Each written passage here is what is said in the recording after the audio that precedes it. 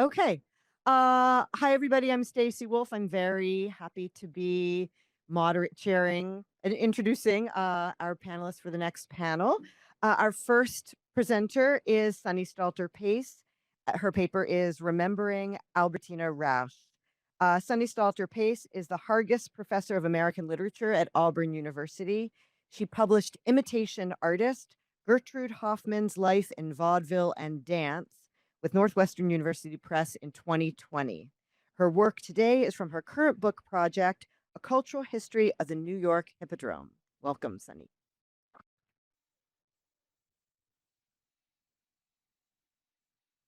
So, thank you everyone for coming. Thanks to the organizers.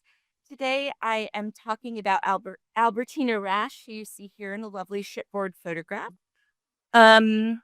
In her book, Making Broadway Dance, Liza Gennaro observes that histories of Broadway choreography tend to start with Agnes DeMille. Yet female dance directors, including Ada Overton Walker and Gertrude Hoffmann, made major impacts on musical theater in the early 20th century.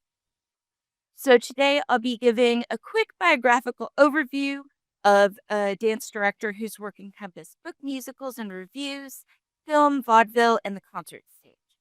This is Albertina Rasch, born 1891, died 1967. And before I get into the details of Madame Rasch's life, I'm going to talk a little bit about the place that launched her career in the United States, the New York Hippodrome.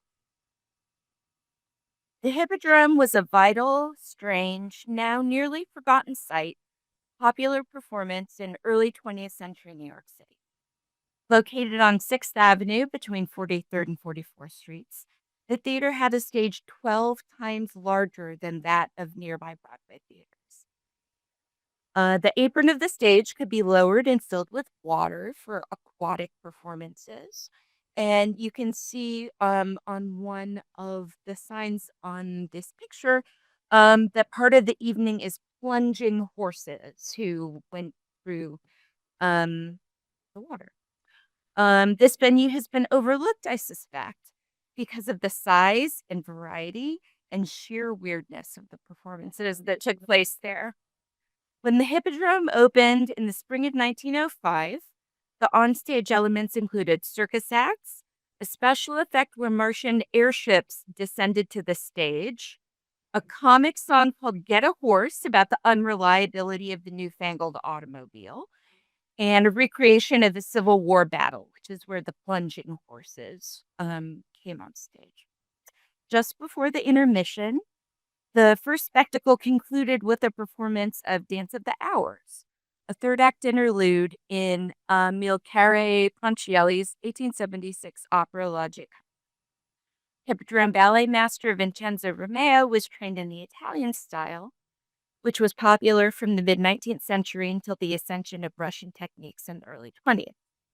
His experience spanned opera ballets, pantomimes, and other spectacular performances. In used large choruses of dancers to create elegant patterns using the whole floor. They often resembled the cotillions and military marches to which they were indebted.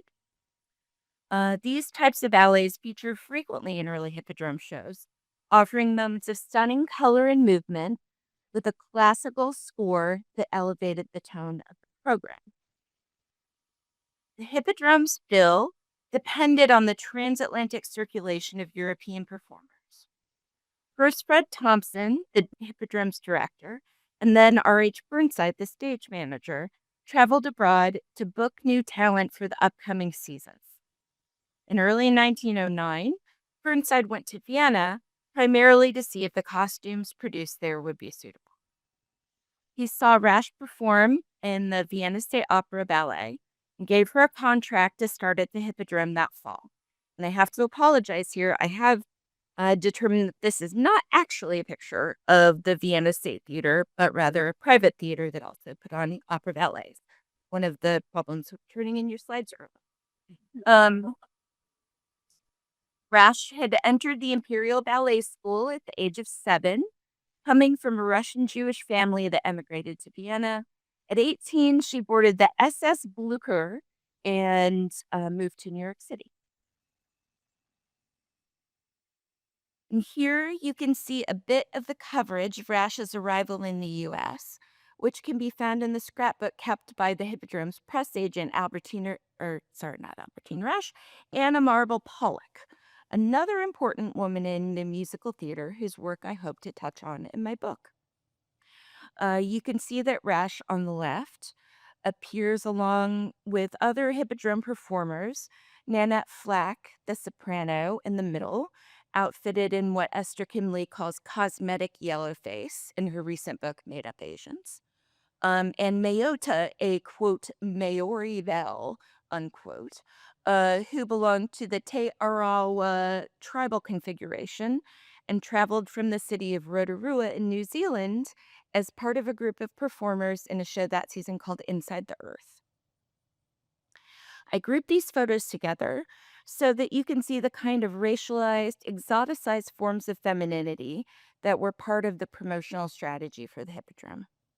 This was not long after the era of Salamania, the 1907 to 1908 season, when every female performer in New York City and some non-female performers did a Dance of the Seven Veils in a brief beaded costume.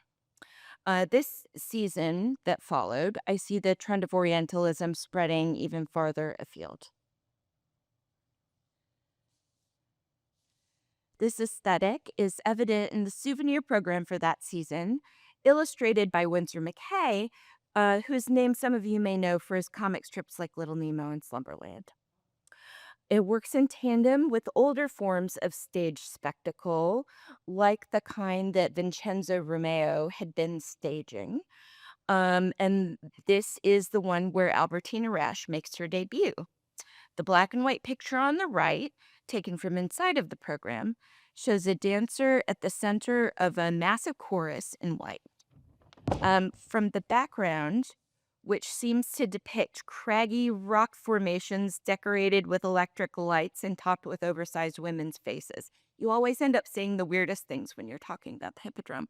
I think this is from the Cave of the Jewels scene that concludes the ballet. I suspect that this Cave of the Jewels is meant to evoke the subterranean scenes in the Black Crook, grotto of golden stalactites, and subterranean gallery of emerald and crystal stalactites.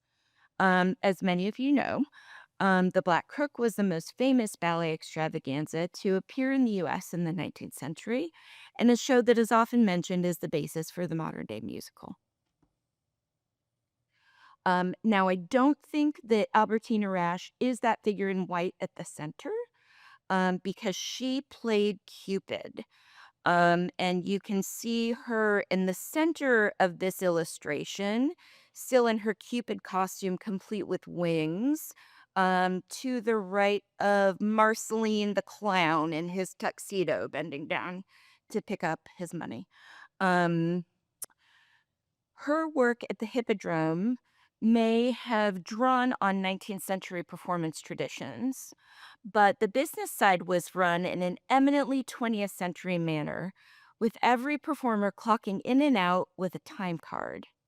They all received their pay envelopes from the company teller backstage between the Saturday matinee and evening show. This is the second season where Rasch danced in the Hippodrome's ballet spectacle, this one called Ballet of Niagara. She played Ionetta, daughter of a Native American chief, who's been promised as a sacrifice to the spirit of the waters and was supposed to be sent to her death over the side of Niagara Falls in a canoe, as seen on the program cover. But she's rescued by a warrior from a nearby tribe, and lives happily ever after. The Hippodrome had previously included actual Native American performers on several programs, since they were an active presence on vaudeville bills in this era.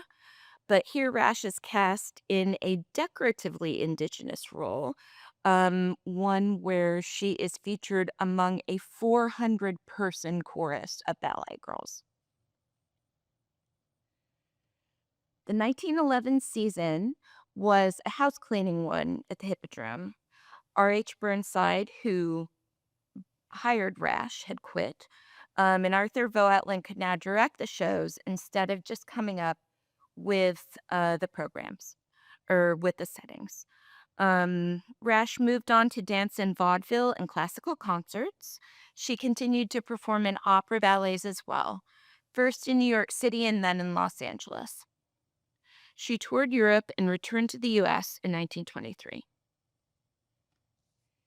And when she did so, she did what many dancers were doing as they aged out of a performance career, started a dance studio. Here we can see an advertisement for the studio, which was on West 72nd Street, just off Riverside Park, with a view of the Hudson River. The offerings included ballet, interpretive, and stage dancing. She gave private and group lessons and choreographed dances as kind of a full package. This signaled the next step in Rasch's career as an independent contractor providing dance numbers and the dancers to perform them on vaudeville circuits, musical reviews, and the kind of pre-film performances that took place in movie houses. This was an important space where women entered the picture in musical theater as dance directors and trainers of circulating choruses who worked under the teachers' names. These were not all cookie cutter versions of the Tiller style precision dance troupes then growing in popularity. Every trainer had a specialty. And Gertrude Hoffman, the subject of my last book, had troupes of Gertrude Hoffman girls who performed more acrobatic and individualistic dance routines. You can see them on the left preparing for their appearance at the Ziegfeld Follies. Albertina Rasch became known for group numbers that fused classical ballet technique with modern vernacular movement vocabulary. I love this picture. Here, Rasch's dancers are photographed in a midair sauté arabesque. She is more firmly rooted to the ground, albeit on one foot. But the modernity of the setting is what makes the image so striking.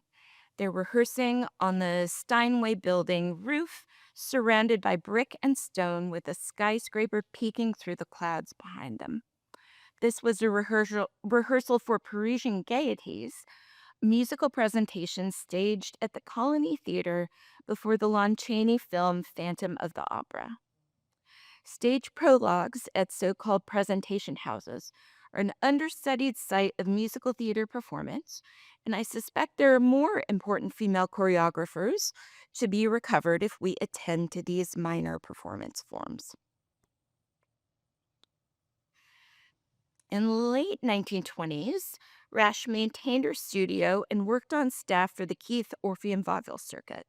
She cast and choreographed touring routines, including this one, which played at the Hippodrome in 1926 when it had been converted to a Keith Albee super vaudeville house. The dance was set to the recently debuted Georgia Gershwin composition, Rhapsody in Blue, and it demonstrated more clearly the kind of hybrid work that Rasch was moving toward in the 1920s. I can see this number as a clear extension of the Italian-style ballet extravaganzas at the Hippodrome, with their mass of women dressed identically with bent backs, gesturing toward the central star. Rasch's choreography became an essential part of late 1920s Broadway. In 1927 alone, Albertina Rasch dancers performed in 4 different musicals: Rio Rita, Lucky, Rufus Lemaire's Affairs, and My Princess. Some critics were dismissive. Andre Levinson found their ballet technique, in his words, rapidly and superficially assimilated to a musical aesthetic.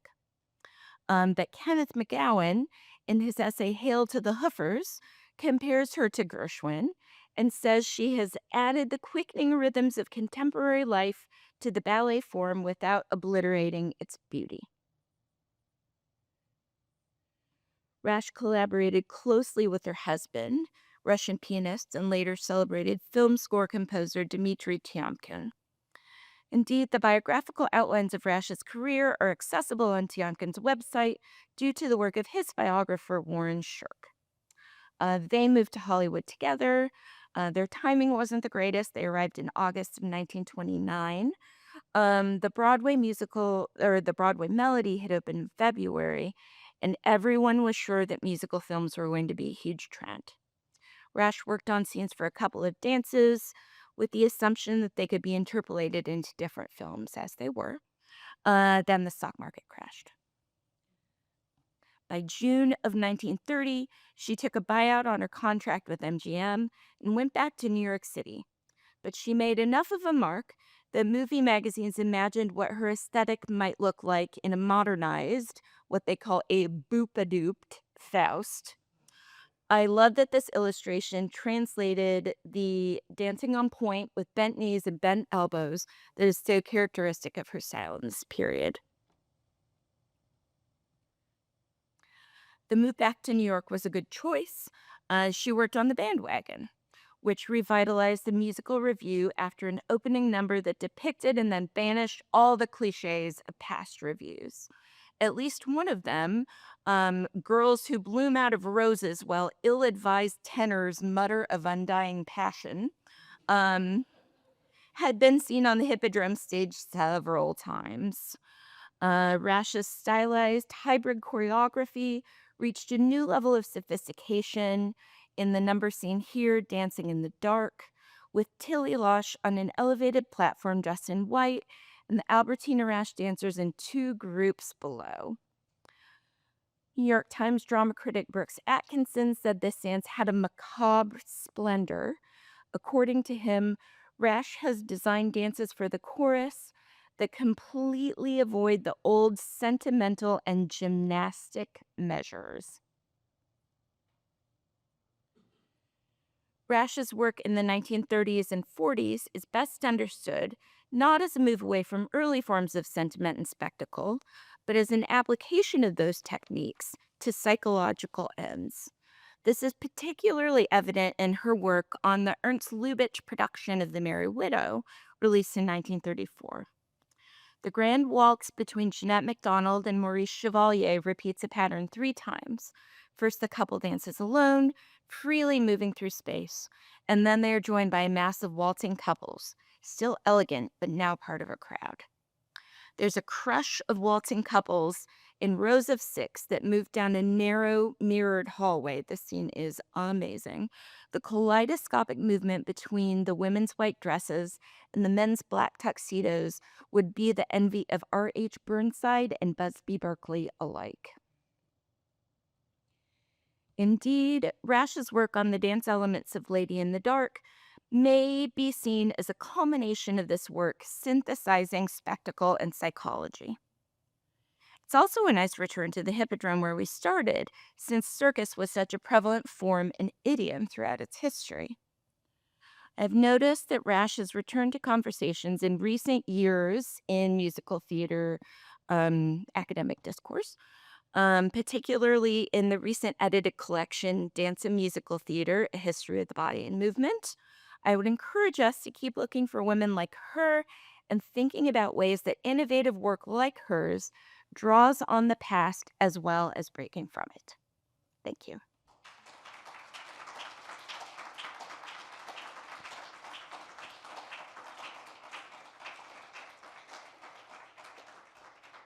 Thank you so much, Sunny. I cannot wait for the Hippodrome book. That's going to be incredible. What a weird and amazing place. Yep. So I would love for you to say more about where you got by the end, talking about synthesizing psychology and spectacle. I thought you did a beautiful job kind of mapping that through all of your examples, but can you just expand on that hugely interesting and important topic a bit? Sure. I think that is an important way of remapping the historiography so it's not just a question of breaking from the past, but more thinking about how the spectacular forms of the past were integrated with the kind of knowledge and movement vocabulary that came from modern dance. So we don't just see Agnes DeMille and George Balanchine coming out of nowhere. That there are things in the show tradition, in the Broadway show tradition before that, that draw on the spectacular element, but also try to evoke dream life in important ways that are predecessors to. Thank you. That's great. Yeah. I think here. Mark is running. I think to be able to get you on the Zoom. Yes. My work, I wrote a book on ballet and film. And one of the things that I'm we'll talk about later too is that this sort of idea, and I think a lot of it comes out of Arlene Croce in the 70s, referring to Rasch as ersatz ballet, not really ballet.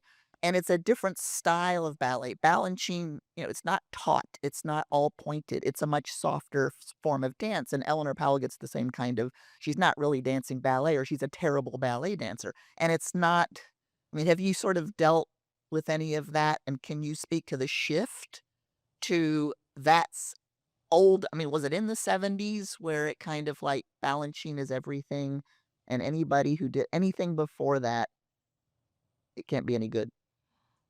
That's a good question. I mean, as you saw from coming from an English department, I don't have as much of the dance history background to be able to talk about the historiography.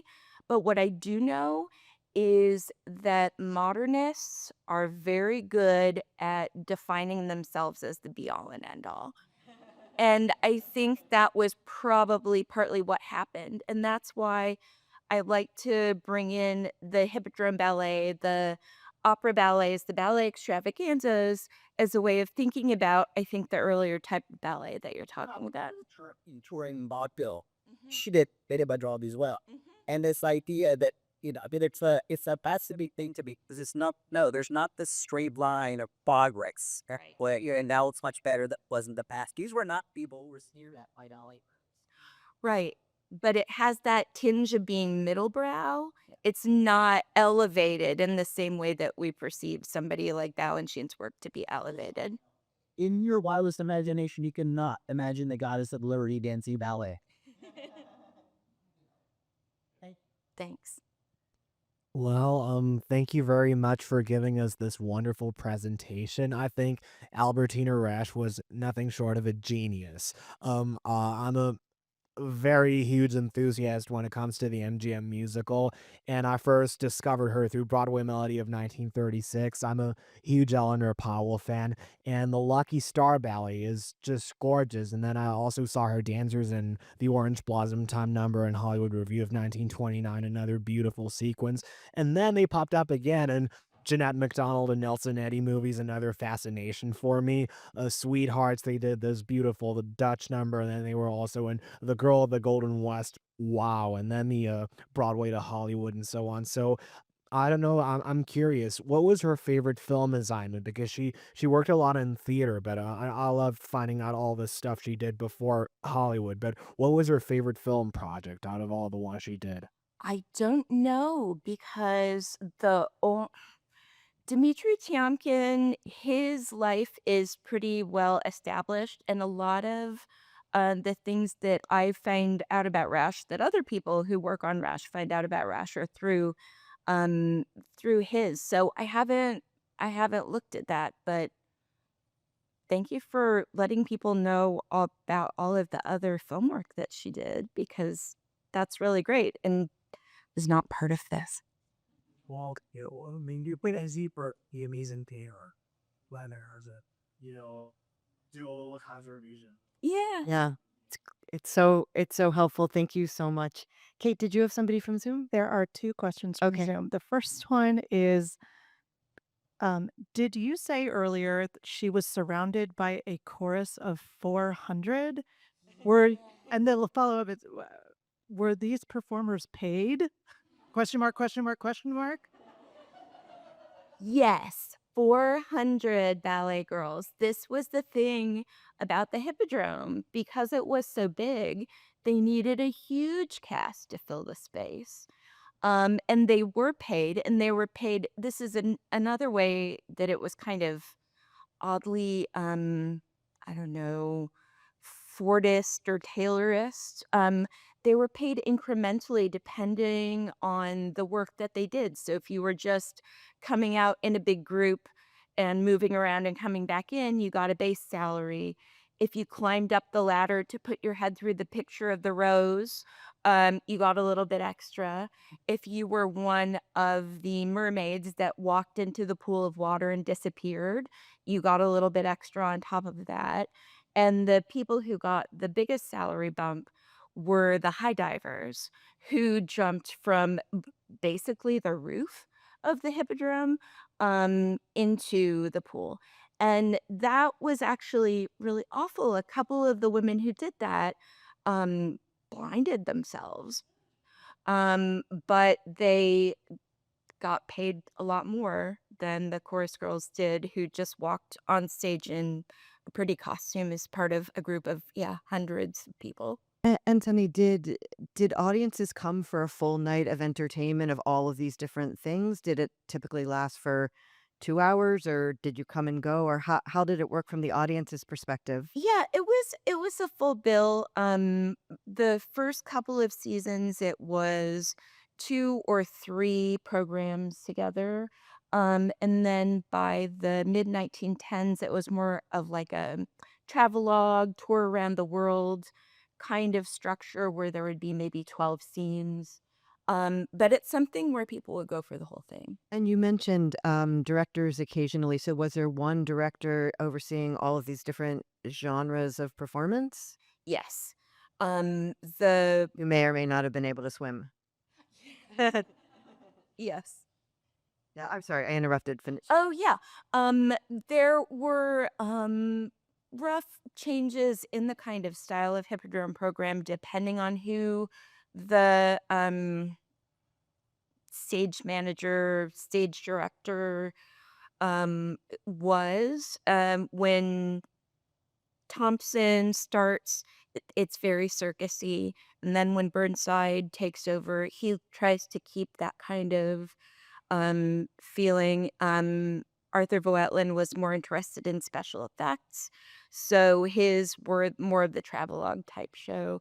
And then R.H. Burnside comes back and really gives a very nostalgic um, show that tries to encompass just all of these popular performance forms. Incredible. Do we have time for one more from the Zoom? I have one more. Yeah. Perfect.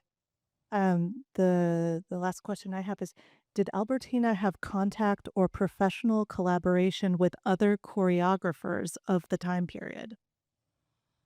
That is an interesting question. The only thing I know of is there's a memoir by Dorothy Bird, who is a dancer um, with Duncan, worked with DeMille, also worked in Lady in the Dark. And she said she and a friend of hers worked up some kind of modern combination, showed it to Albertina Rasch, and Rasch told the rest of the course, okay, you guys do that like they did. So more in a domineering kind of way than in a kind of, aesthetic exchange of equals kind of way, as far as I know.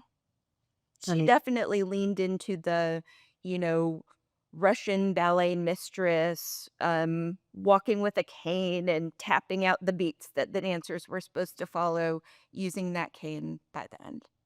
thank you so much. Oh, do we have time for one more? Not really find it. Think it just in reading a little bit more about Hannibal and her season. Is there a special issue of a journal that they could read that you co-edited? My collaborator on the special issue of 19th Century Theater and Film on the first season of the Hippodrome, which came out November of 2023. So yes, please check that out if I have intrigued you to find out more about this venue. Thank you, Kathryn. Thanks, Sunny.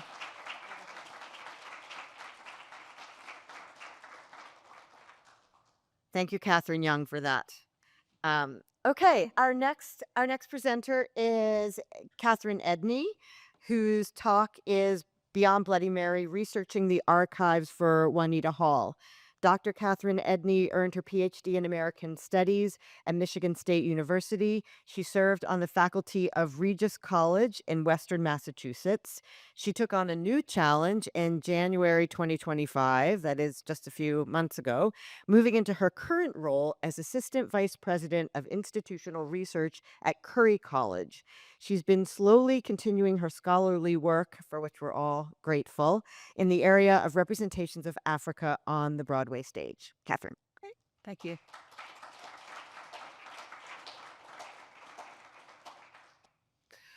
In her book, Blues Mama and Broadway Belters, Masih Azari writes, quote, I intended to begin my study of Tony Award-winning Black women with Diane Carroll and Leslie Uggams and their 1960s Tony wins. Midway through my project, I realized that somehow I'd overlooked the fact that Juanita Hall was the first Black actress to ever win a Tony. This honor was bestowed upon her in 1950 for her showing in the role of Bloody Mary in the original Broadway cast of South Pacific. There are ways that, for all her achievements, Juanita Hall's performance and trajectory as a singer-actress present an embarrassingly conveniently overlooked hiccup to any impulse towards heralding a glorious tradition of Black women stars on Broadway. Azari continues, quote, the uncomfortable fact of Hall's reputation as a yellow-faced performer in South Pacific and Flower Drum Song is likely why she is under-acknowledged both in Broadway history books and in celebration of African-American singers. No substantial biographies exist chronicling her achievements, and she fades easily from hearing as yet another relic of another time. I do not disagree with this assessment of why Hall is so consistently glossed over, but I think that there are at least three other factors at play when it comes to her elusive ubiquity within the larger historical narrative, which I want to explore alongside this professional biography that I'm trying to recraft in this presentation. My own interest in Juanita Hall stems from my now too long ago dissertation work when I was scouring the archives for any information on Flower Drum Song and came across brief mention after brief mention of Hall in African American newspapers.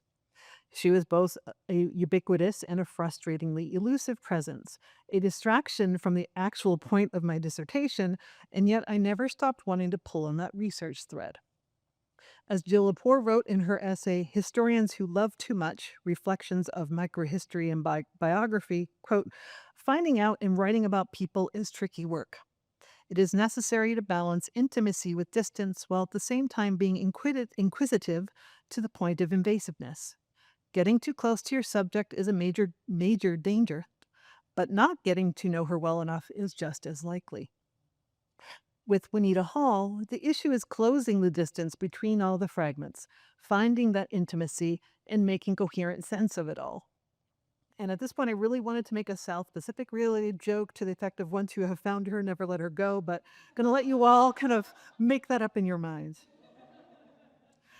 So the first two, to me, most obvious reasons behind how and why the career of Juanita Hall is underexplored are one, the structural racism, and second, the structural sexism that she faced.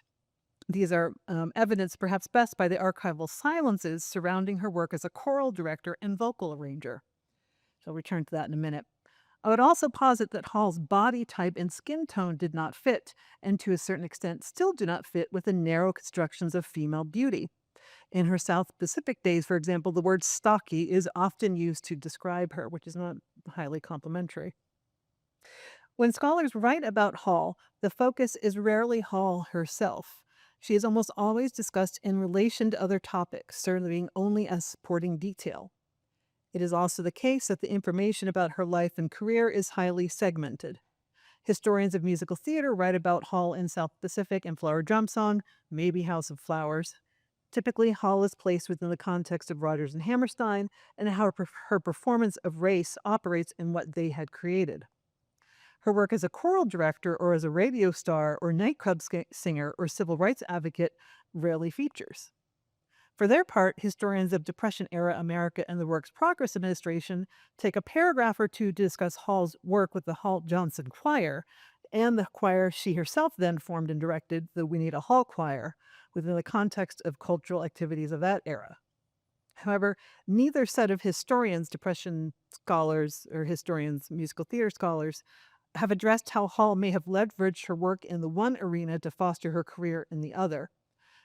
Historians of radio write about the Black-owned National Negro Network and its 1954-55 flagship show, The Story of Ruby Valentine, with Juanita Hall starring, but they too hold to this kind of one-paragraph rule with the added mantra, Juanita Hall, known for her portrayal of Bloody Mary in South Pacific, to remind readers of who Hall was.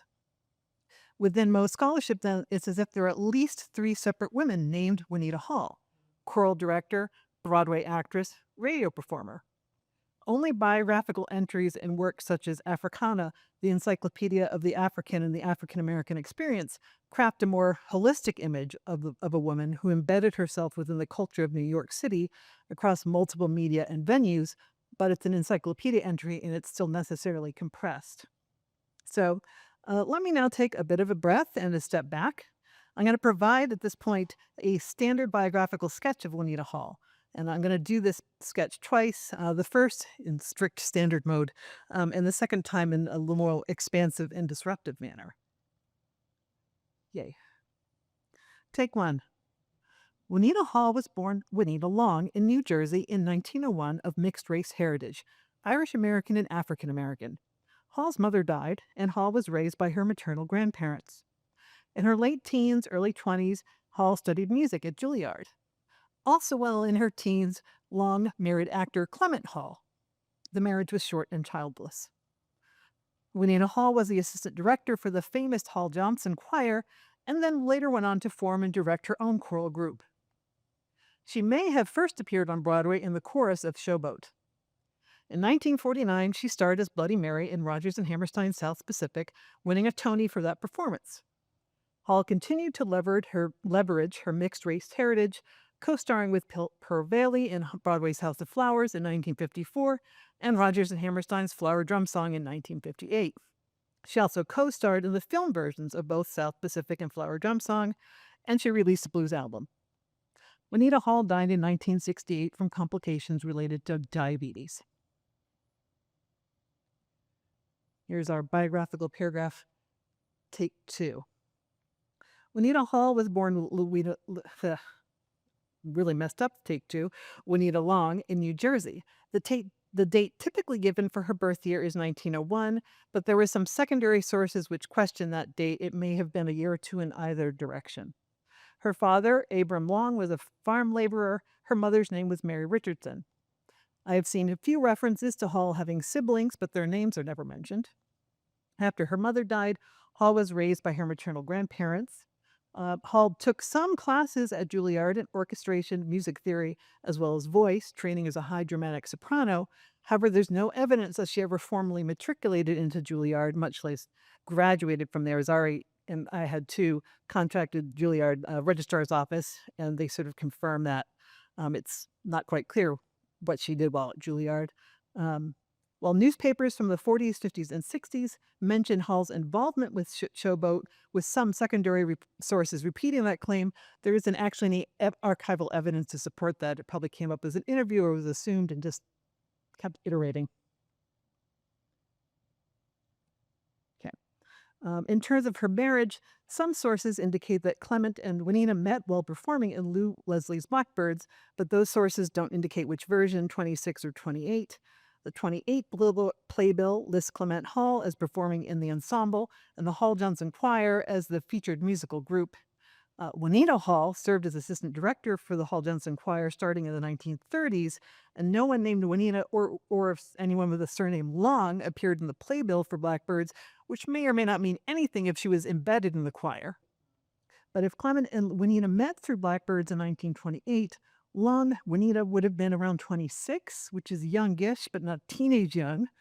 And Clement Hall, he's even more of a mystery. We're not going to go down that road. He's got 1 credit in 1930 listed on the Internet Broadway database, and he's not actually listed on the site for Blackbirds, so take that for what you will.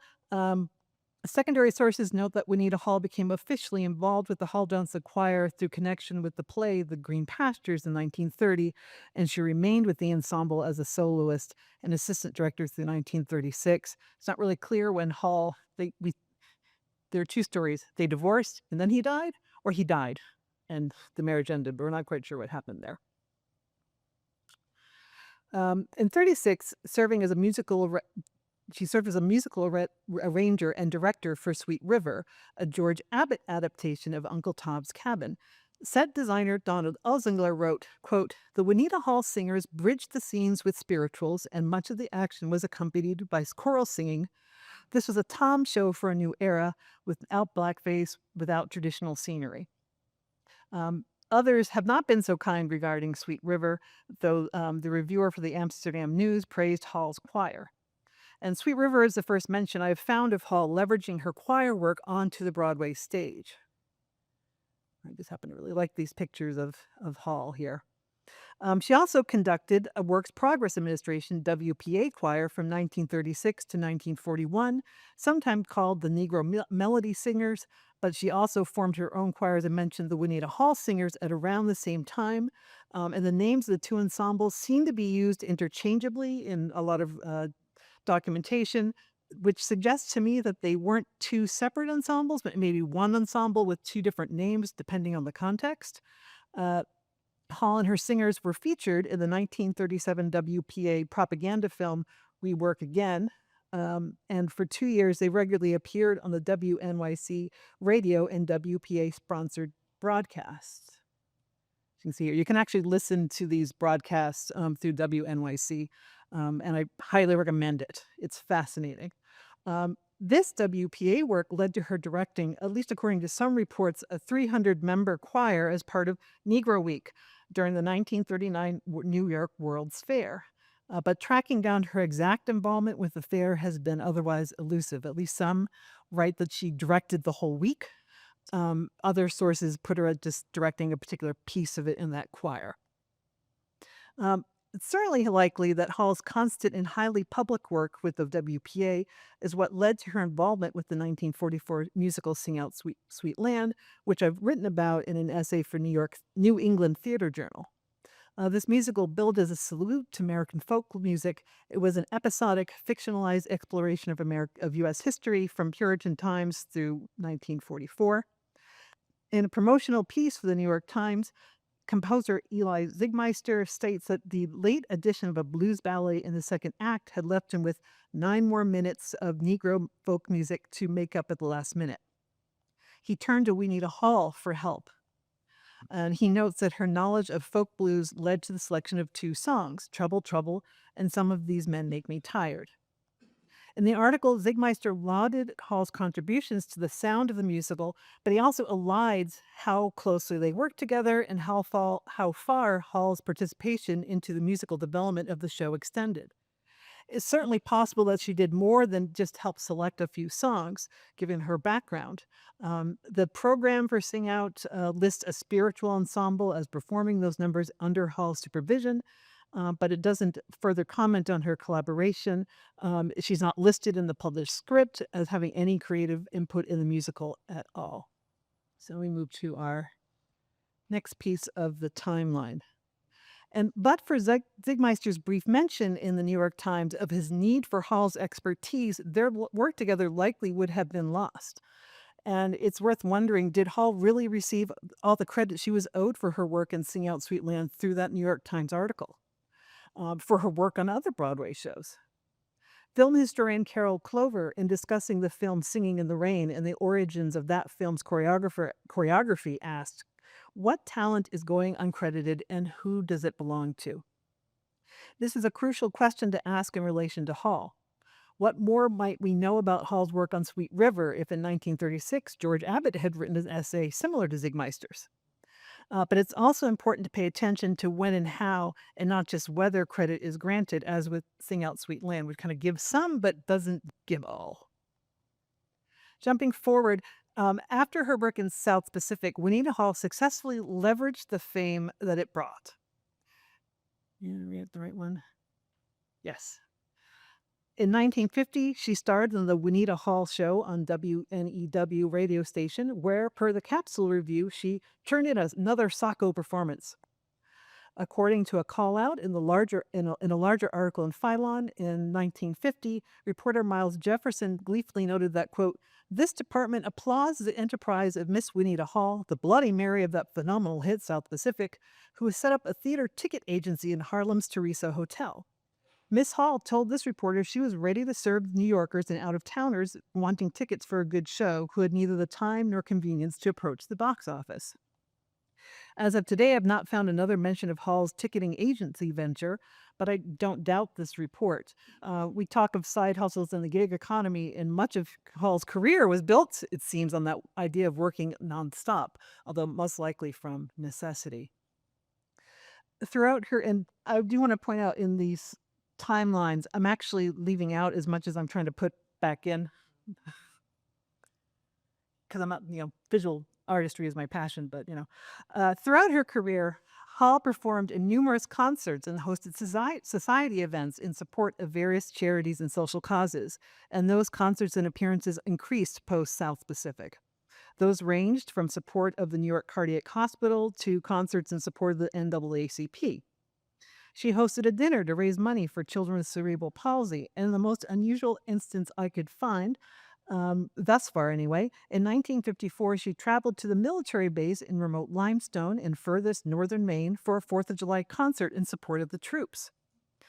I haven't found other reports of Hall traveling to support the troops, but I did find evidence that she must have done so. First, in a biographical blurb in the Playbill program for the 1956 play adaptation of Eudora Welty's The Ponder Heart, she mentions a citation by the Defense Department for patriotic entertainment of servicemen, and I thought, oh, there's no way. But then I found a short piece in the society section of the African American newspaper, the Arizona Sun, which related that Rear Admiral Roscoe H. Hinckelcotter, at a party given at the Basin Street Club in New York, presented Hall with that honor. And per the article, she was the first civilian to be given such a citation since the war. Outside of the strictly charitable work was her goodwill, keeping her name in the local black press work. My favorite example is that on the 8th birthday of the first known identical African-American quadruplet girls, the famous Fultz quads. That's what they called them. Juanita Hall paid the girl a visit to help them celebrate. Not coincidentally, the girls made promotional appearances for Pet Milk, which this is arranged by their white doctor. And that same company, alongside the Philip Morris Company, sponsored the National Negro Network's all-black radio soap opera, The Story of Ruby Valentine. There's at least 254 15-minute episodes of Ruby Valentine produced.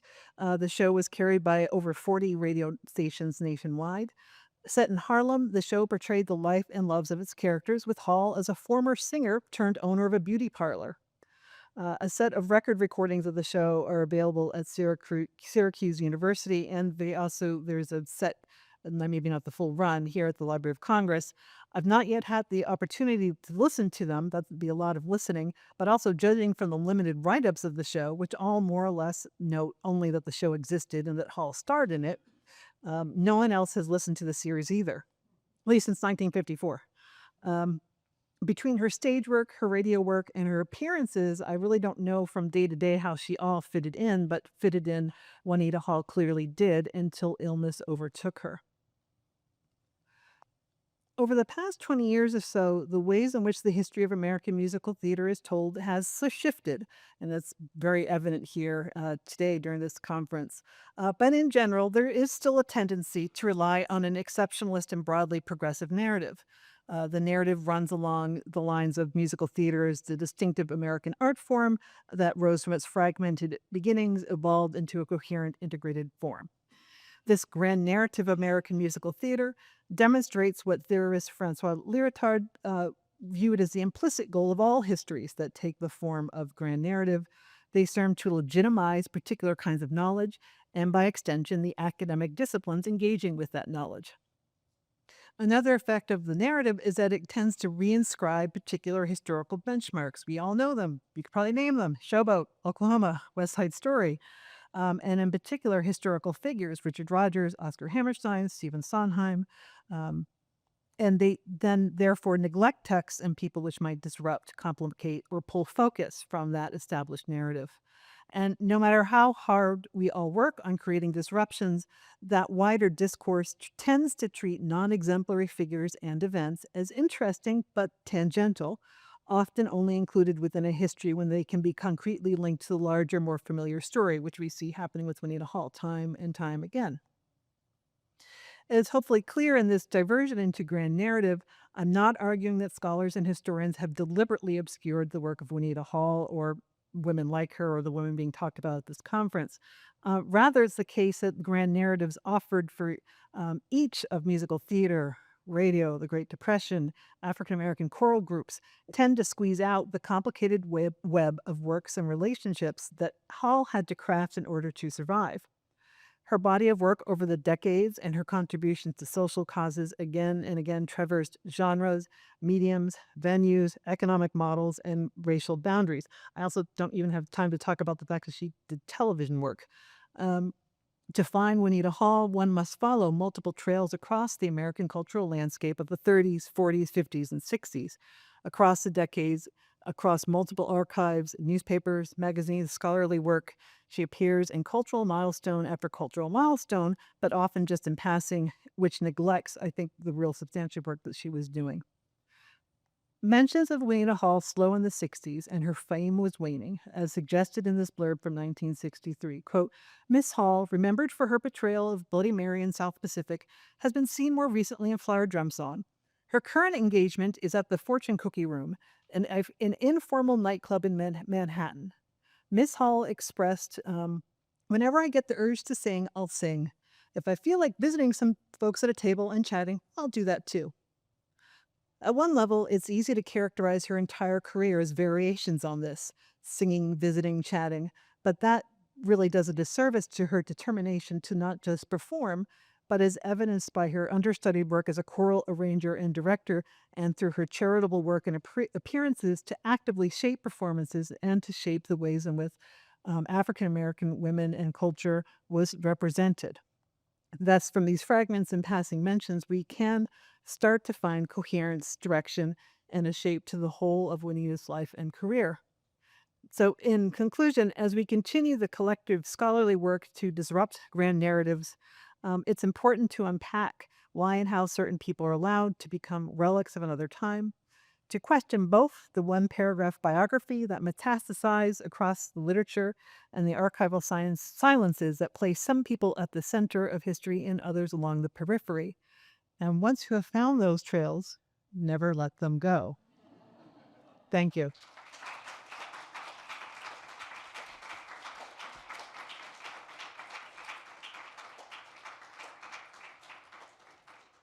Okay, we have a couple minutes left for questions. Kathryn, thank you so much for this work. And I also just loved how you structured this paper, giving us the standard biography and then diving in. I wonder if you could just tell us a little bit more about your own journey, because there were so many amazing nuggets, and I was trying to watch you crisscross the country and in and out of archives, and maybe just a little bit of a sense of even how you're doing this work. I think honestly, a lot of it is due to there's a lot.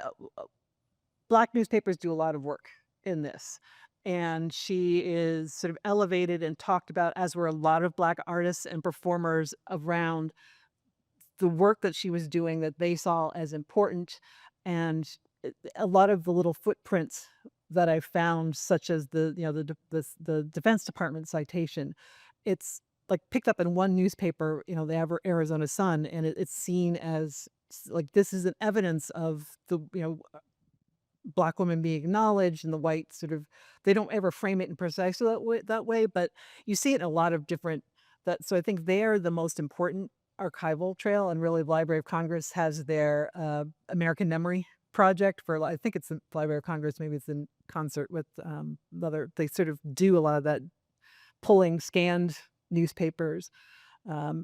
There is, which I need to get to weirdly, and I didn't mention it in the paper because I haven't seen it yet, There are some of her arrangements apparently exist at the Chicago Public Library, and I am dying to go see those and see. It could just be sheet music. It could have her annotations. It's sort of been hidden. So far, no one's kind of, as far as I know, talked about that. But that's kind of my. It was really, when I talk about Flower Drum Song, it was that. Oh well, here she's Pokemon here, and it just keeps popping up. And then every time I find a book that talks around, African American blues singers, or I always look at the index. Is Hall mentioned? Maybe she's there. Maybe she's not. Hall Johnson. There's an entire biography written of him, and she's mentioned as, oh yeah, she took over the choir for about 6 months, where he went on the road, and so like she took care of this part of the singers, and he had the rest, and so she kind of gets this mom figure again, which again feels like a structural racist, sexist construction, where Hall Johnson gets, and he deserves a lot of credit, and he was amazing in the work that he did, but her work as an assistant director kind of is like, oh yeah, she did that, and then that's it. So yeah. Yeah, I feel like what you're doing is so important historically and historiographically, methodologically. Other questions? Yeah, Kelly.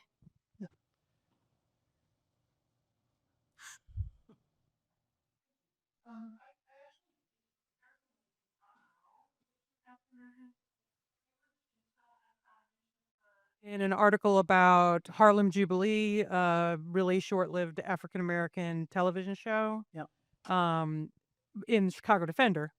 But I was wondering if, because of her skin tone and because of who she played, or was most known for, if she received any of the types of flack within the Black community similar to like Lena Horne. Not that I have seen in any of the Black press. It's almost universally positive, and I don't know if it's because she had done that kind of communal choir work, and so kind of had those webs of relationships. And when you see like the society events that she does, she seems like she was constantly engaging kind of across. So I think that's probably why I think she put herself in a particular good person box. And even her work with the NAACP, she did it, but she didn't proclaim it. She was always sort of part of a larger group and engaged. So I think she's quieter than Lena Horne, I think. Thank you. Of it. Do you, okay, Alex. Thank you. Thank you. Um, what do you know what she did at the 1939 World's Fair? What was the activity? Yeah, that's a little iffy. It looks like she at least directed a choir there. Not surprisingly, it's kind of stemmed from her WPA work. Precisely how involved she was, at least one newspaper report, and that's where I need to dig a little more into the City Fair archives and kind of where they locate her. But also, she you might get her name mentioned once, and so the other stuff that she maybe did is elided, similar to the choral arranging she did on Broadway. Like that is very much, we're lucky to find little bits and pieces there. So yeah, you're experiencing a lot of the same frustration I am, which is, you can feel in the room that we want you to write this book. So thank you so much, Kathryn. Thank you.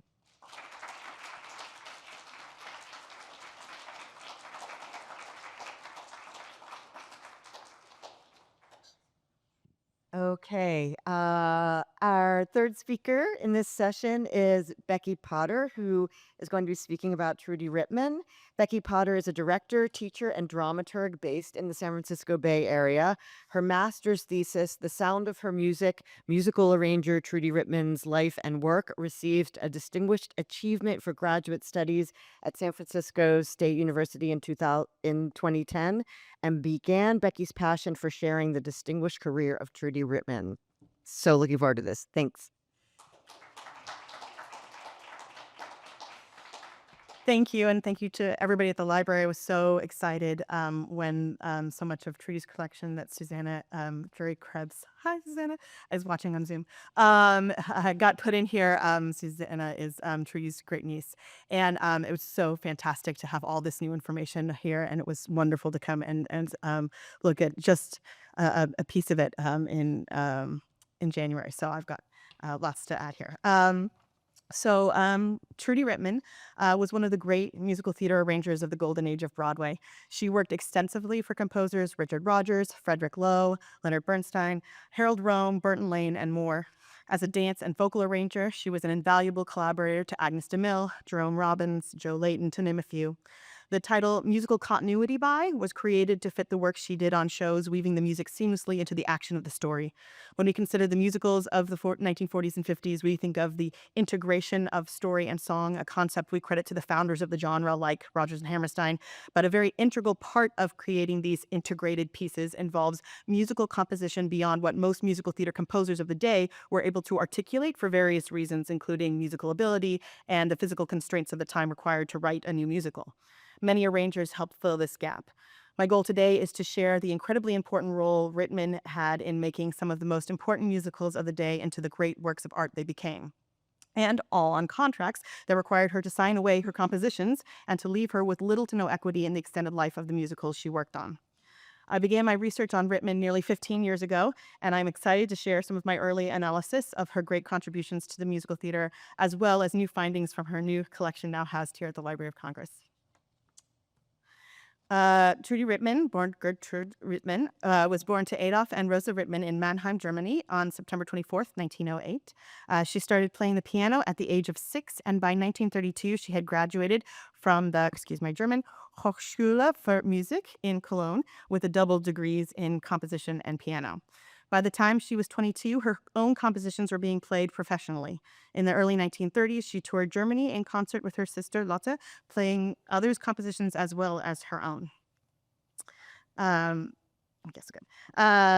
English composer Havergal Brian heard Rittmann's compositions in Zurich in 1932 and called her Germany's most brilliant woman composer. However, like so many talented German artists and thinkers, Rittmann saw the Nazi rise to power as an unstoppable threat to her safety as a Jewish woman. In 1933, after seeing books burned and being told that it was no longer legal to play music composed by Jewish composers, Rittmann left Germany and traveled across Europe without a specific plan or destination. Her mother and sister both eventually made it out of Germany, her sister Lotte settling in the United Kingdom, but her father died in Germany. Rittmann ended up in England playing and then teaching at the Dartington Hall School, where she began collaborating with choreographer Kurt Jooss, who had also fled Nazi Germany. Jooss's school had a very methodical musical approach to dancing. Even the lab notations was based on musical notation, an uncommon practice in the dance world. Working there, Rittmann composed music for the final exams and other exercises and provided the dancers with improvised accompaniment as they created movement. In her interview with Nancy Reynolds housed at the NYPL, Rittmann regards this as an excellent training period in her life, as it was more than usually musically minded dance school. In 1937, Rittmann arrived in the United States and was hired by the Ballet Caravan as an accompanist at the end of Elliott Carter's tenure as musical director. Within a year, he retired and she took over as musical director for the company. As musical director of the Caravan, Rittmann was responsible for all the music for the company. She arranged the whole season's program to be played on 2 pianos, but sometimes had to play them on 1 by herself. She was the sole rehearsal pianist and played for all concerts performed by the company. Among the original dancers in the company were Lou Christensen, George Balanchine, and Michael Kidd, with whom Rittmann would later work on Broadway. Rittmann was also commissioned as a composer and contributed Charade for the 1939 season. She also arranged it for 2 pianos. Charade was an arrangement of folk songs, many American. Being fairly new arrival to the United States, Rittmann used the music library on 46th Street to find the melodies from which she would create the final piece. She related in her interview with Reynolds that she went through stacks of dusty music in the basement with a smock and a pair of gloves to find the music she needed to create the work. In 1941, while still serving as musical director for the Ballet Caravan, the company toured South America. She played most of the stops on the tour with the arrangements for 2 pianos, for which she was responsible herself. If there was an orchestra, she went ahead and rehearsed it while their conductor, Emmanuel Balan, finished off the gig in previous cities. Soon after the Ballet Caravan disbanded, but Rittmann found work with other choreographers who would lead to musical theater, most immediately Agnes DeMille. In DeMille's memoir and Promenade Home, she devotes an entire chapter to Rittmann, describing her physically as a petite figure with brown hair and glasses, always hunched over the piano with her headache medicine and 5-line music paper close at hand. The two became fast friends and had many fruitful collaborations together. DeMille also writes, quote, "She is more than an arranger. I rely on her taste as no one else's, and in all departments of my work, I herewith make her my deepest reverence, and there are other choreographers and the very best bowing beside me. Several thousand dancers and all orchestrators and conductors rise to testify to the taste, good sense, musicality, and creative force Trude Rittmann brings to every show she touches, and the cheer and decorum she maintains in rehearsal. DeMille brought Rittmann on as a rehearsal pianist for One Touch of Venus in 1943, beginning Rittmann's invaluable contributions to the musical theater. The concept of the integrated musical theater, where book, songs, and choreography were all woven together to create a coherent story, was just beginning to take hold when Rittmann came to the theater for from the worlds of dance and music. Her unique skill set made her invaluable to the men, and with very few exceptions, they were men, responsible for composing the music and made these shows iconic. Rittmann began arranging work as a dance arranger, which Rittmann herself described as a job requiring good piano technique, knowledge of musical literature, knowledge of fundamental principles of composition, knowledge of the orchestra, background in ballet and modern dance, accompanying and improvising. A dance arranger's job is piecing together song melodies written by the composers of the piece into dance compositions in collaboration with the choreographer. Composers of Golden Age musicals had various levels of musical expertise, some simply providing melodies and chord progressions. Carousel is her first arranging Broadway credit, and would end up being one of 6 shows she did for Richard Rodgers. In my initial research into Rittmann, I was fortunate enough to interview the late Bruce Pomahak, then head of music for the Rodgers and Hammerstein organization. He had spent time with Rittmann at the end of her life collecting stories and information about her contributions to the Rodgers canon. He once asked Rittmann about why it was that Rodgers, who was very protective of his music, would not write the dance music, to which Rittmann responded, quote, there was no way that Rodgers would have wanted to sit day after day in a small rehearsal room alone with Agnes DeMille. Rodgers, besides clashing with DeMille on a personal level, would never have had time to work with the choreographers in their often tedious and slow artistic process. Rittmann, besides being good friends with DeMille, had the unique skills to be able to artistically serve and create with the choreographer. This ability, among other things, was what made her so valuable as a dance arranger. The Act 2 Carousel Ballet, which DeMille and Rittmann worked on together, was a work of manipulating Rodgers' melodies into a whole new story. The entire 12-minute ballet uses many themes from the songs in Carousel to great effect. For example, a section of When the Children Are Asleep is utilized when the Snow Children parade past Louise. The pas de deux between Louise and the Barker is brilliantly underscored by several different moments from Billy's soliloquy, some of the original melodies are so embellished to fit the movement that Rodgers' own daughter always felt that it was more Rittmann than Rodgers. Pomahak was careful to describe her work in this section as taking Rodgers' melodies and expanding them. As opposed to the bass making a simple oom-pa chart back and forth, Rittmann let the bass drop one note at a time, so it got lower and lower and expanded the music. Then she expands the melody up the octave with lilting arpeggios underneath, still utilizing Rodgers' theme, but expanding it to such a degree it is almost unrecognizable, all the while making it serve the dance of her collaborator, Agnes DeMille. Rittmann's careful choice of the pre-existing Rodgers themes serves the story of the ballet by pulling from melodies in the plot that already evoke specific emotions. One of the most prominent pieces of work Rittmann is responsible for in the Rodgers canon is the composition of The Small House of Uncle Thomas ballet in The King and I. Rodgers was producer as well as composer at this time in his career, and he handed over the 11-minute ballet, a major plot point of the second act, for Rittmann to create with Jerome Robbins. The piece was a trial by all accounts, and the collaboration that went into the ballet certainly bonded them for life. Rittmann describes the process of creating that ballet with Robbins as very collaborative and very challenging for both of them. She quotes Robbins as having explained, quote, "We are like a very, very old couple going up a steep hill. One is pushing the other." From accounts of dancers in the room, Rittmann and Robbins worked with back and forth. Robbins creating movement and Rittmann composing to it, but also Rittmann creating music, and then Robbins would build on a sort of two-way street. The challenges associated with the work of this particular epic ballet were obviously great, but together they created one of the most memorable ballets in musical theater history. Rittmann makes it clear in her own notes that she feels strongly that this ballet was her composition. In her interviews with Reynolds, she points out that because it is a play within a play, she only used one of Rodgers' pre-existing melodies, Hello Young Lovers, while the rest of the ballet is her own composition. This is a slight oversight, as Rittmann has also brilliantly brought in Rodgers' melody from the King's song Puzzlement to serve as a part of the villain's chase music. This gift for classic manipulation of tone to create another mood and evoke a general theme is part of what makes Rittmann's work such a substantial substantial contribution to the piece. Rittmann's original score for the ballet, housed at the NYPL, contains multiple notes to orchestrator Robert Russell Bennett. It contains such insightful and charming notes as, "Russell, please make us with a storm. Russell, mon cher, that their piece is supposed to be a dark, spooky forest. Russell, from here on, fold in sustaining tones or chords." These notes were placed within the score in response to what Rittmann had imagined the orchestrations would sound like. The note about the storm was attached to the line where Eliza is running through the storm, the dark, spooky forest written in the margin where she is lost in the forest, and so on and so forth. Rittmann and Bennett had a very close understanding, and he almost always followed her instructions to the note. At the end of her copy, she writes in German, "Gott sei Dank, thank God," a tribute to the amount of work that went into the epic ballet. Another area in which Rittmann was a valued contributor was as vocal arranger. A vocal and choral arranger puts together the parts of the song that are sung. The composer will often write a melody for one voice, and then, depending on the individual composer's skill set or timetable, the vocal arranger will be left to make it suit the singer, or in many cases, multiple singers. A piece in which Rittmann provided much vocal support was another Rogers classic, The Sound of Music. The song Do Re Mi serves as a prime example of the kind of vocal arranging Rittmann was essential in creating.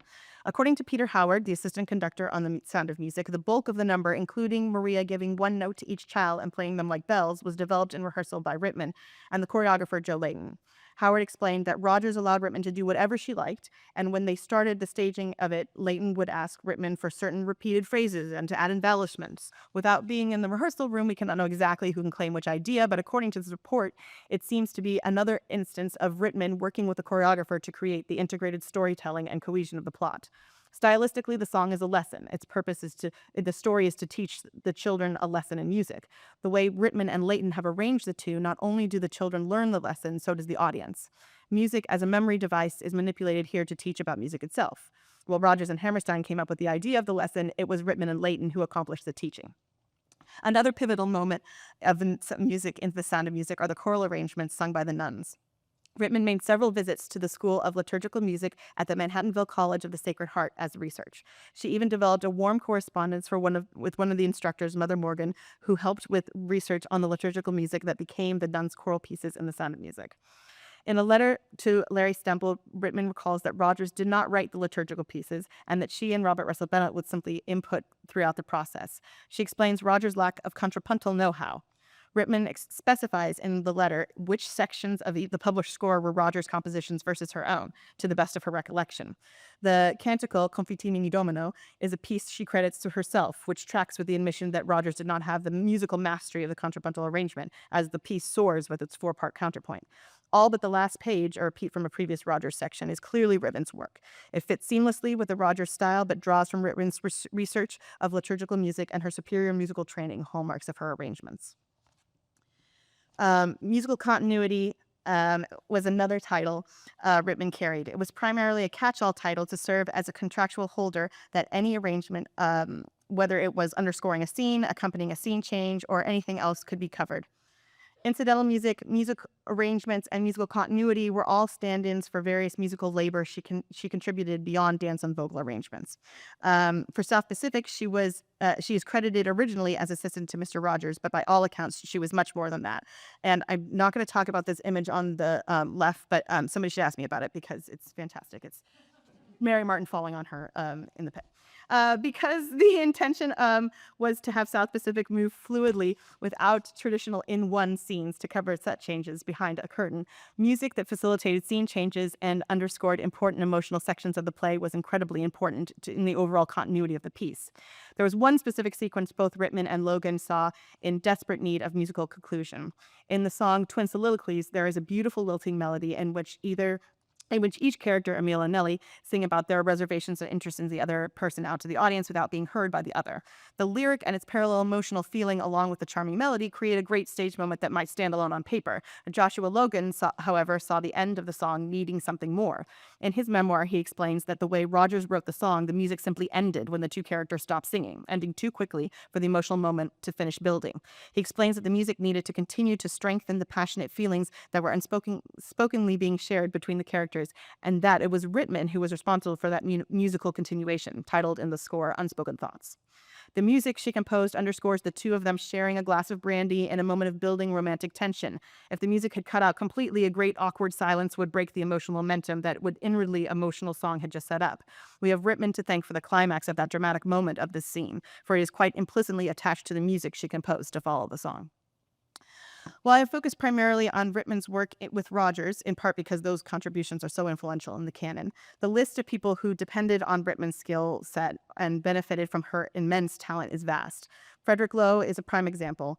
Rittmann was brought on as a musical assistant to Miss DeMille for Brigadoon, but she quickly became invaluable to Loewe, one of the Broadway composers she worked with, who had the best musical education, along with Kurt Weill and Merk Blitzstein, according to her. Working on the rest of the Lerner and Loewe canon as dance arranger and credited choral and dance arranger for Camelot, their working relationship grew to the point that by the time the My Fair Lady film came along, Loewe could not work without her. This is a great letter that was yesterday, if you saw the collection, was featured. But I lost my place. There we go. This letter from Los Angeles Civic Light Opera General Manager Eleanor Pinkham relates to Rittmann, a conversation she was privy to between Loewe and Jack Warner.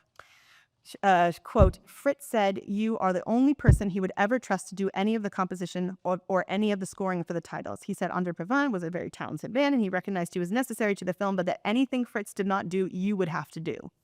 Pinkham goes on to suggest confidentially that, quote, "In view of this situation, you should be able to get what you are worth." In view of the contracts Rittmann typically signed for her arrangements, here's a typical contract. Rittmann, they carried boilerplate language in the line of, quote, "You hereby sell, assign, and transfer to Frederick Loewe," or Richard Rodgers, whoever, "the original music and all arrangement and adaptations of music and all other contributions by you to the musical play which may be made by you." The question of invaluable writing partner, which she suggests in that letter, partner versus underpaid composer who was taken advantage of financially, is sticky with regards to ownership. In my interview with Pomahak, he explained that the composers were hesitant to say she composed, which she did, although she did so around their themes, because they worried she would want better compensation.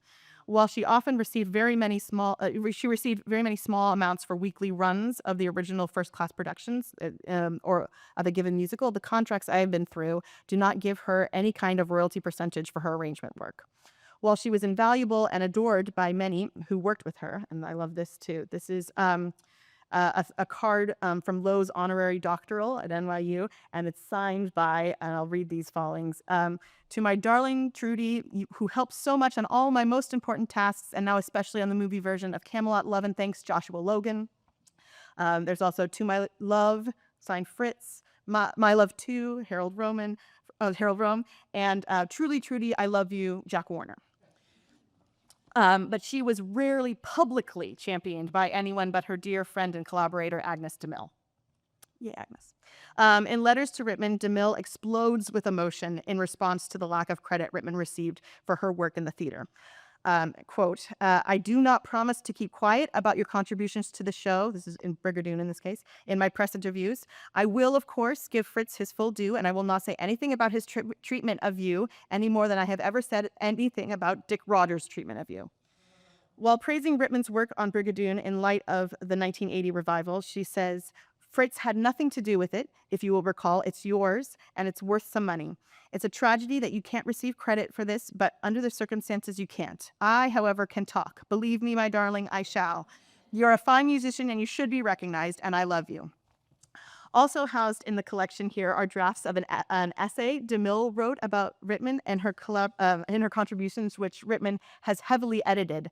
One draft even says "not to be used" in red letters, and I don't think this is published. I haven't seen it. It contained some passages originally published in And Promenade Home, but also some later revelations about Rittmann's relationship with Loewe, including praise for his musicianship, and that because of it, Rittmann and Lowe's partnership was more collaborative in nature and led to a close personal relationship. DeMille goes on to explain that she always felt Rittmann was taken advantage of financially, and when Rittmann eventually severed ties with Loewe over those circumstances, it marked the end of their relationship. However, Loewe was a lovely photo of them. However, Loewe did finally contribute financial compensation in his will. Rittmann, along with Kitty Carlisle and several others, were beneficiaries in his will, inheriting small percentages of his domestic and international royalties, which added up to a sizable amount for Rittmann. When DeMille was writing this account in 1992, she adds, quote, "Her name is a happy byword in the trade, but it does not reach print." DeMille goes on, "Trudy must be judged the best, the solidest, the most expert constructionist. In short, she was a musician in all that it signifies. Greedy men have erased her name." Fortunately, many have stepped up in the intervening years, although not as many to have me not be on this panel, including leadership at the Rodgers and Hammerstein organization. In 1995, she was hired for consulting services for $100 a week. And when I started my research 15 years later after that, both Ted Chapin and Bruce Pomahac were on a mission to, one, correct the spelling of her name, the final N being left out of nearly every published spelling of her name. It's at the NYPL too, it's just one L, and one N. And two, to give her credit where it was due. In my nearly 2-hour interview with Pomahac, I could feel the excitement radiating from him in sharing her contributions with me. The letters he wrote here, there's one here, newly available now here at the LSE collection, are so lovely and caring and full of awe at her work. I am grateful that there are many more people becoming aware of her great contributions. Many thanks to Susanna Drury Krebs, Rittmann's great niece, who is responsible for Rittmann's new collection being housed here at the LSE. I'm grateful to Mona Allen and her championing of Rittmann's work, along with Stephen Suskin, David Armstrong, Albert Evans, Alexa Schultz, and others whose work to expose her contributions to have come to light since I began my research. I'm beyond honored that I could be a part of the effort to share her contributions and grateful to have had this time to do so today. Thank you.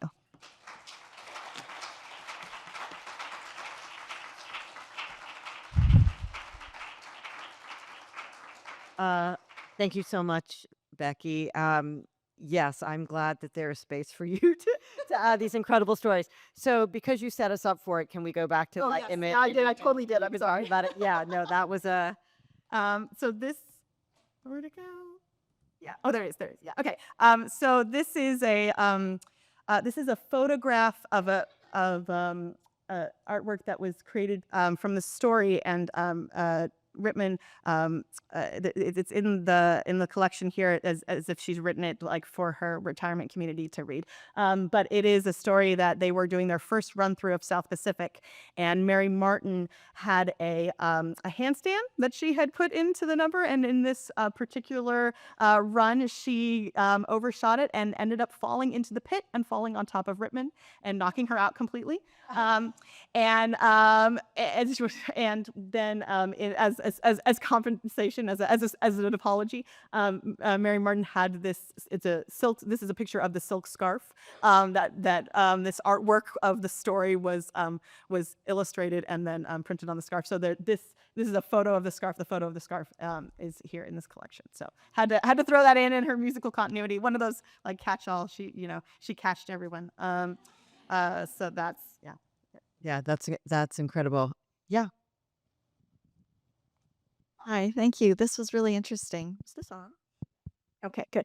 I noticed that the two people that really were trying to help her, Agnes DeMille, and then the woman who wrote her this letter was like, you can charge more, basically, were women, of course.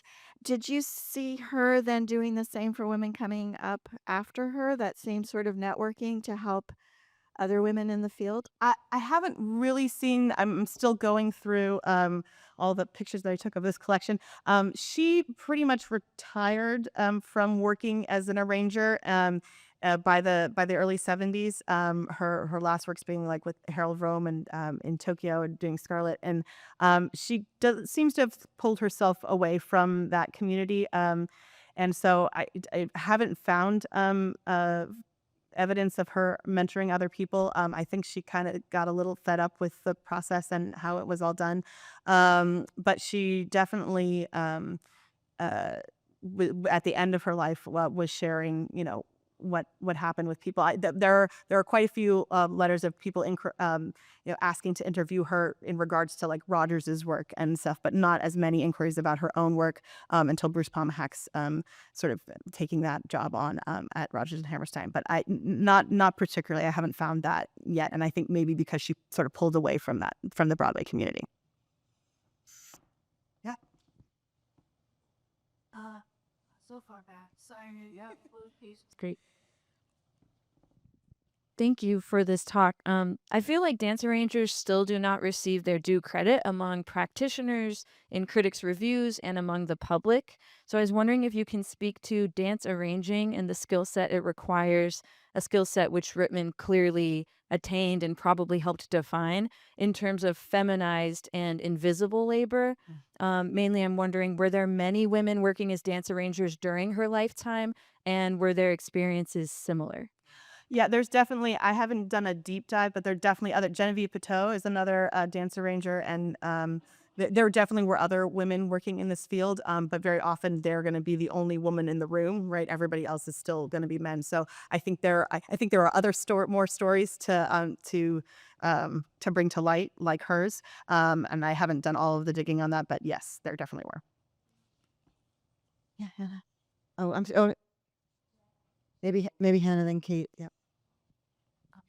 Thanks. This was fascinating. Did she continue composing her own works during this time? And I'm kind of curious if we can piece together kind of compositional style and where we hear sort of Rittmann elements within the sort of compositional voice of some of the composers she collaborated with, if that makes sense. Yes, yeah. So definitely there's other music. There's actually I didn't get to say this, but it was on display. There's when she was having the communications with Mother Morgan doing the research for Sound of Music, they actually got so close that Mother Morgan asked her to create to compose a piece that was sung at the school. So that so she was still composing some, I think not as much, but and in terms of like my musical background is I come from musical theater. I play the piano poorly. I don't have the musicologist's like vocabulary to be able to talk about exactly like what you can hear, but I know you can hear it. Do you know what I mean? Like you can definitely hear her I think especially like in the Rogers stuff, you can really hear the way that she expands and it becomes like complicates his music. I think, and this is not music vocabulary, but I think it's definitely there, and I think that would be a great place for someone to a more accomplished musician to dive in and really to hear that. But yeah. Kate, was there something on the Zoom? Yeah, I had two questions over here that are in line with your question. So someone asked, did she do any of her own original composition, like any concert work? So apart from the choral arrangements that you were just talking about for Mother Morgan and Manhattanville, did she do any concert works? And the other question, which is tied to that, is did she publish any of her own work? There is some other published work, and there's some here in the library. There's a lovely Dayenu she did, and I can't remember for who, but a lovely arrangement of Dayenu, and then there's other ballet. There's a couple other, the Four Marys. There's some other ballet compositions that which is why that Nancy Reynolds interview I think is housed in the dance department there, because she's an important dance in terms of composing, not prolific because she was doing a lot of this with her life, but that she did also compose her own. Was a composer in her own right, especially more in the dance world. Yeah. Yeah. Last question. I guess we have time for. Yeah.